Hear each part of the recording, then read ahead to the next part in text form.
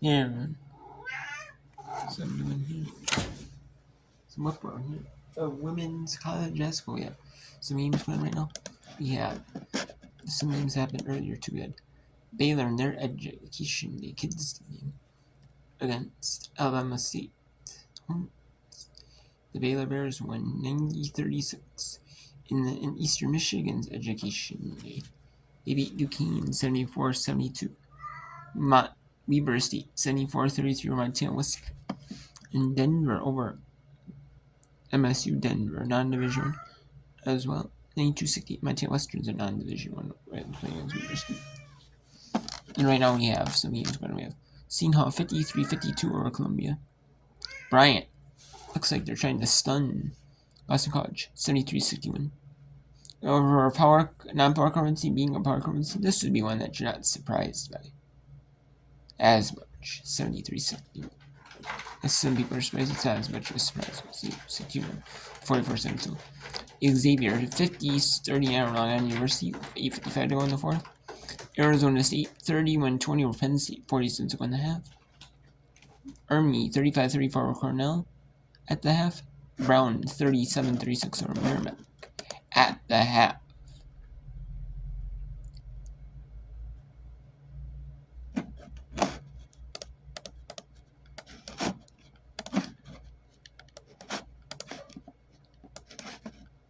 We have Columbia at Seton Hall. Then we have Louisiana Tech 16-50 at Grambling. Jacksonville State, a Division 1 school, taking on Brewton Parker, a non-Division 1. They're up 21-13. Omaha at number 24 Nebraska, Eastern Big Ten number plus. Columbia College at Western Illinois. Eastern Plus, a non-Division 1 Columbia College taking on Western Michigan.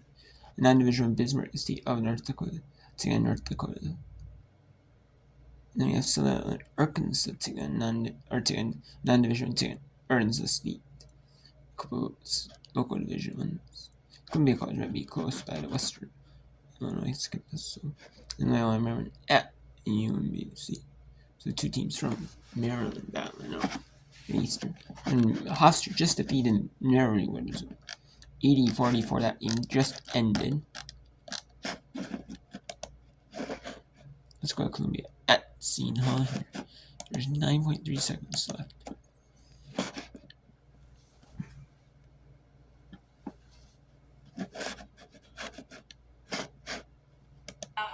Treat her as a decoy to set screens. The biggest thing here for Seton Hall is if you get a stop here, then you've got to get the rebound. You have to get the rebound. Like, that's the biggest thing. You can't lose on an offensive rebound.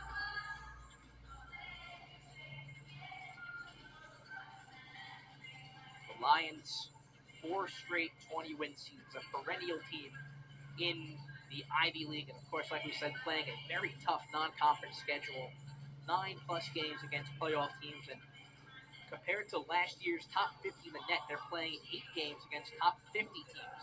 So they are not afraid, like we said all night, to come into South Orange and play this game. And it looks like we have an updated clock now, 8.6 on the clock. 8.6 on the clock. Is it a shot clock violation? Is Coach Mazzella going to challenge? I know his staff has watched the film. I don't think I would challenge here. But again, you have 3 timeouts, so it doesn't hurt. If you do want to challenge it, you still have 2 left. Lauren, as a coach, the Pirates look for their first quad 2-win of the season. Do long reviews like this drive you guys crazy? I mean, I'm nervous as heck right now, and I'm not even playing. So, yeah, you just want to know what happens here. You want to know who the ball's off of. You want to know what defense you're going to be in, and you just want to go out there and compete, get a little stiff right now as the players. But, again, it's a good rest for both sides as well. I also correct myself, a quad 3 win for Seton Hall, a quad 1 for Columbia. So big contest here. Yeah, and you just heard the announcement say that the challenge was unsuccessful. Seton Hall loses a timeout. It's Columbia's ball. Did Columbia call a timeout to advance it, which is happening right now? We're going to go back to a timeout because now Columbia is going to call a timeout on that break to advance it in front of their bench, draw up a play for a game. And we also have Long Island and bring Xavier. We'll go to Xavier. I'm going to add Xavier after this one. We will. And then we also bring in Bruden Parker at Jacksonville State. And I also want to bring in Omaha at number 2 for Nebraska. It's probably not going to be super competitive, but I want to bring that in to show you as well when I can't get a chance to show you some Omaha. I don't get to show you Omaha as much because I don't have somebody network. And none of these non-division ones like Columbia College, Missouri. So Erkins, I like watching the non-division one schools play divisions. Yes, you have an upset every now and then. Yes, you do. And that's you can make it interesting. What some of these lower tier divisions against top tier division twos, or some division 3 schools. But still, I like watching them just because you never get to see them really. I mean, you do, but division 2, division 3, and NCAA. It's hard because some of them might not be televised in school websites. And the only, they got local, like super local, like college radio stations, like Aaron Lazy and stuff. What a And let's see what happened. To go as Columbia inbounds in front of their own bench with Henderson. Looks like they're going to try to go to White. She's going to set a little screen right here. They can get the ball in. Tap. 3 to go. All the way to the basket, and Page gets it. What a big basket, Perry Page. What a basket. And that was a fake. Page. Look at that. I almost said out loud, once she spun the corner, they should have fouled her. They had fouls against her right there. They're beat. You got to foul her right there and not let her make that. But I'm not. And look at that. Did you see that? They didn't want to foul her, but also look at that. They were using, she was the decoy. They thought she was going to pass it off, and then they realized, she's going to lay it up. Oh, my. Oh, wow. What a high IQ play that was. See that right there? That is just, wow. And that's high IQ right there. High IQ basketball for Columbia right there. Man, that's high IQ basketball. Like nobody, nobody thinks when you're trying to pass it, though.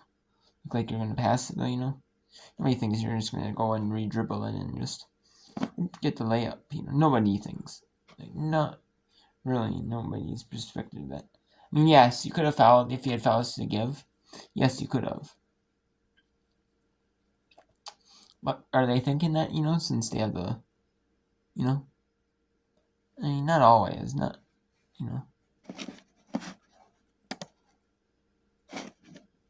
Leads Bishop and Valenzuela to inbound.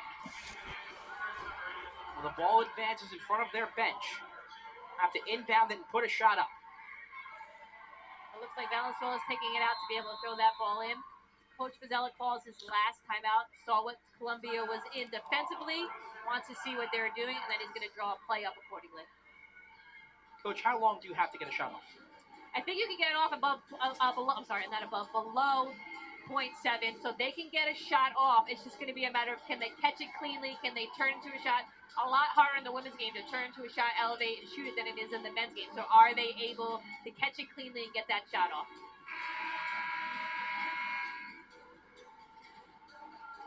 So Alicia Mitchell, who just checked in, one of 3 players that actually doesn't go to Columbia, Barnard College across the street from Columbia, who just checked in. So they get size with her. Hey, every player matters, right? We talked about that. Yep. Role players, every player matters. She's long, she got long arms, she's going to really try to make this pass hard. Valenzuela to Catalan. Shot goes up, and it's no good. Columbia storms into South Orange and walks out with a huge win. Big win for Columbia, big win for their staff. They battled the whole game. They were down a lot of the games. Their best player didn't score for the whole first half, and they were still able to come out with the victory.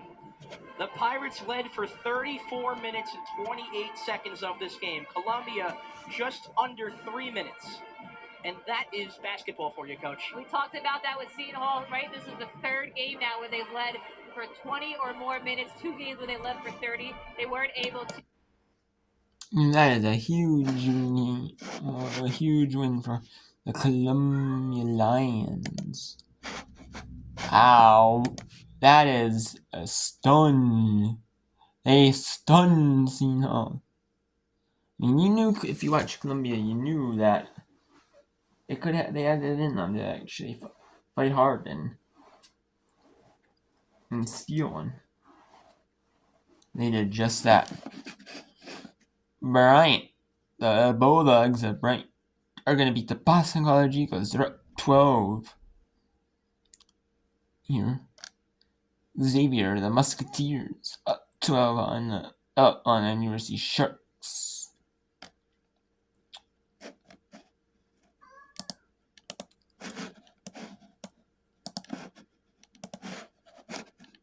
So, some good solid basketball going on right now. We have the Prefer College right now. Okay, so.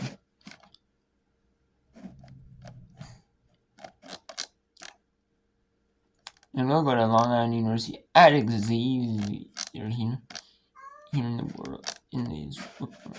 This is a 6:30 Eastern game.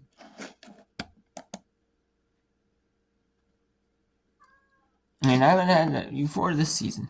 In this academic season, I haven't really had a chance to show you Big East sports games, like any sport. No, I mean I can't say that. I mean they used to have some deals with like to show like certain games like Big East volleyball. They had like Big East like on certain Big East sports on like ESPN Plus or like the smaller tier sports. No games. On like their ESPN digital networks. They're never able to get rights to games like on their TV service. Either they never show on their TV service or they just never earn, never pay, never, they want to pay their rights or just, in their country, right? Well, we're only able to get since Fox Sports and CBS Sports Network have the main rights. We'll give you, so. And there's a 3 for Long Island. Puts them down 9. And time on Xavier. A Musketeers. With a time. Now let's go to Cornell. Where the Big Red down 3 to Army West Point. The Knights of Army now 5.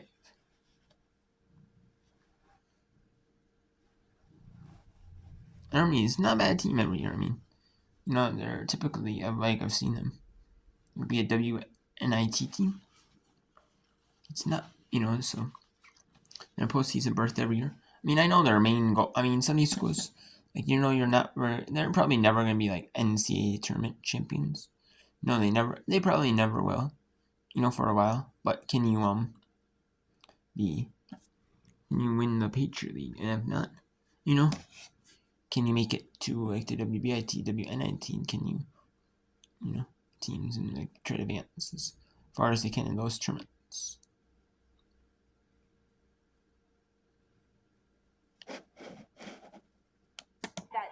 Ahead, this is the game where we want to just empty out the tank, give it all we got because we have a long recovery road ahead. Final exams, holiday break coming up. Similar case for Army. Yeah, and I know there's a lot of break because these schools don't schedule a ton of games around the holidays. I mean, you have games going on until like the 22nd, but a lot of these, that's why you see like non-division ones, you see local teams playing each other. Their first game isn't until the 29th against Howard for Army, so this is a game where you can afford to give it a lot. We can be like, give everything you have in this game. Because you know that, hey, if we win this game, we'll feel good about ourselves. Going into the break, feel good about ourselves going into the break. Maybe 8-2. And especially going into one more game of non-conference against Howard, but pretty much going into like conference play, 8-2, being the top team in the Ivy League or in the Patriot League. Excuse me, Army being 8-2 top team in the Patriot League. That'd be pretty solid. For Cornell, 4-6. I mean, you don't feel the best about yourself, but right now, coming out of 3 straight losses, But you have had some close wins close losses at Pitt and at home against Colgate. We had some close wins at Mercyhurst, at Limon, and at home against Siena. So this would really be a big win. We really need this big win going into conference play. On the 3rd. That would be on the 3rd of December.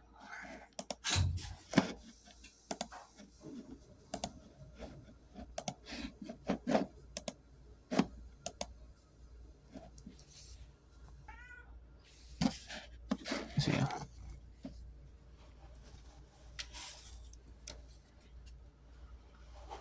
I mean, they still. Yeah.